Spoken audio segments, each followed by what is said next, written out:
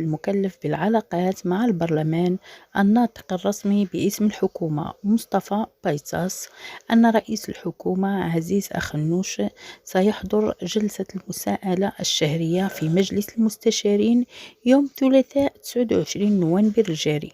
وأوضح تصريح معمم لبيطاس توصلت به الجريدة أن حضور أخنوش للجلسة يأتي بعد أن تم تأجيلها الثلاثاء الماضي بسبب إصابته بفيروس كورونا. وسجل الناطق الرسمي باسم الحكومة أن موضوع الجلسة سيتمحور حول الحوار الاجتماعي، تكريس لمفهوم العدالة الاجتماعية وآلية لتحقيق التنمية الاقتصادية. وأعلن بيطاس قبل 3 أيام عن إصابة رئيس الحكومة بفيروس كورونا المستجد دون أعراض، مبرزا أن الأخير يخضع للحجر الصحي بمنزله وحالته الصحية مستقرة ولا تدعو للقلق.